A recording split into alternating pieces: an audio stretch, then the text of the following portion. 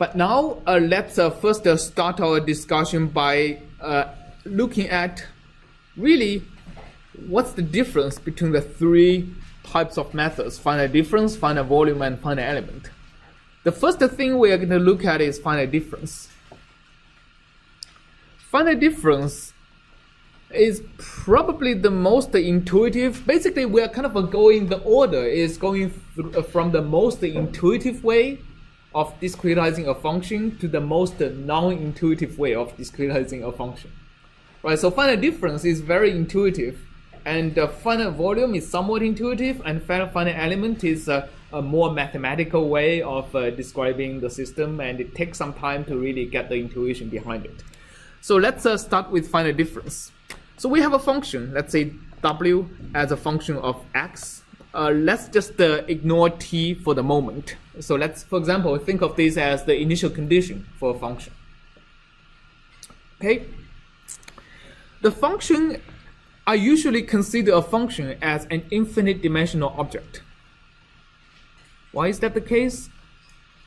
Because you cannot really represent the every details of a function using a finite set of numbers.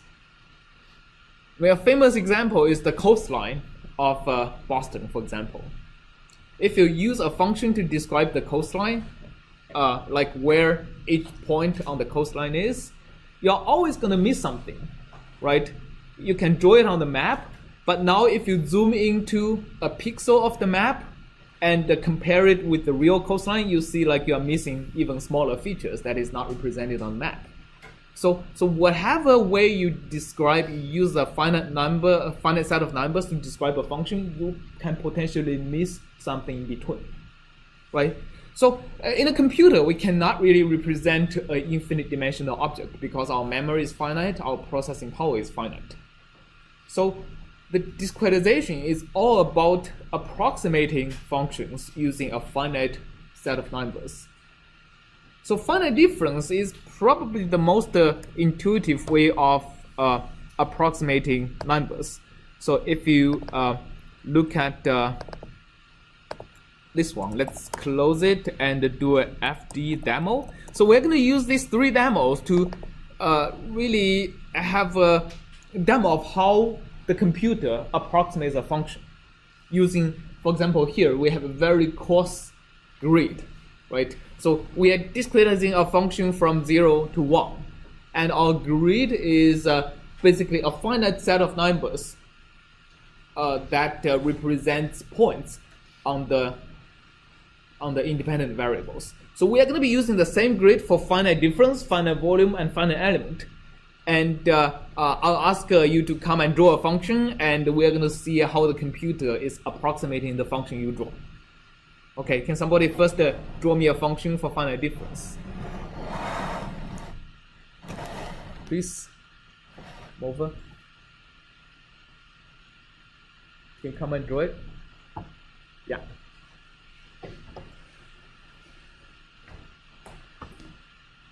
Start from inside the screen, left to right. You can draw any function you like. All right. Wait a second. I think I used the wrong demo. Yeah, I used the wrong demo. Sorry. I used finite. So you have a preview of what finite volume looks like. So can you draw it for my finite difference demo, please?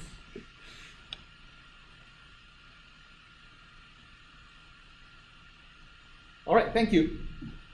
So you can see the faint red line is the function that is drawn by, what's your name again? Sarah. Okay. And the thick red circles is actually the only thing the computer remembers. Okay, the computer has forgot what you have drawn. I mean, if I were using finite difference, the computer has forgotten everything you have drawn except for the red circles. So what are they? What does the computer represent? How does the computer represent the function in finite difference? But it should remind us to actually tell you that this one didn't go down. X. Okay. Yeah, what does the computer remember? The value of the function on these points, right? It's almost a trivial statement, right? So like what else to do other than representing the value of the function on this set of discrete points? So that's what finite difference does. And it just the difficulty of finite difference is actually try to figure out what is the value of the derivatives on this set of points. Because if I forgotten what the functions look like in between these points, I actually didn't know. I wouldn't know what's the derivative of the function, right? So for example, in here, I know the derivative of the function is actually positive, right? So my slope is actually going up. But if I only know this set of points, I actually have no idea. Sarah could easily have drawn a function that has actually a negative slope over here, right? But the computer doesn't know. So the approximation or the error we have committed by using finite difference is that we have forgotten actually how the derivatives are for the function, and we have to somehow make assumptions and approximate them. And we are going to see all the assumptions we are making is in the framework of Taylor series analysis. So that's finite difference. And finite volume is the demo you just saw. Maybe you haven't seen clearly, but so can somebody else come over and draw me a function to be approximated by finite volume? Please.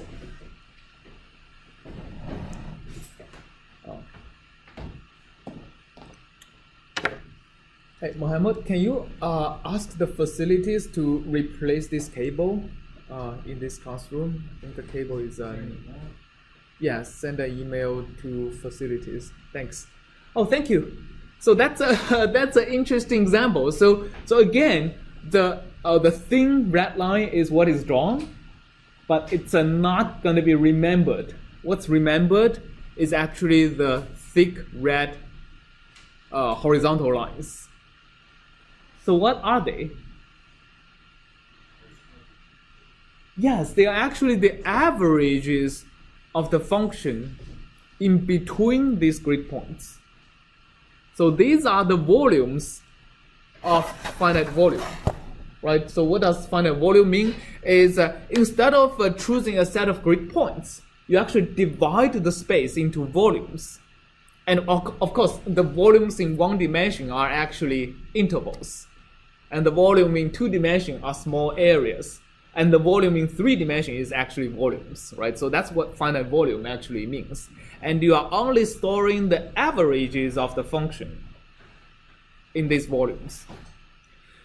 So the difficulty of finite volume or the approximation we are going to make is actually not only in approximating the derivatives, but we've even forgotten what the functions are at any particular point in space. So in finite volume, we actually have to make additional approximations even for what the function are, or what the value of the function is at particular points. Okay, so that's finite volume. And why do we do this? We're going to see it has a lot of advantages, especially if you are looking at equations that can behave discontinuously, equations with shock waves. Okay. And the last example I'm going to go over very quickly is finite element. I actually was not planning to show it over here. So let's actually just do finite difference and the finite volume over here, and we'll get to what finite element is later on. I mean, it's probably the most non-intuitive one, and let's focus on finite difference and finite volume for now. All right. So again, finite difference, we just remember the value of the functions at the discrete grid points. And these grid points does not have to be uniformly spaced, although they usually are in finite difference. Because finite difference is really, really simplified by having uniform grid points. And while other methods like finite volume and finite element, they are pretty insensitive to your volumes being uniform or not. All right.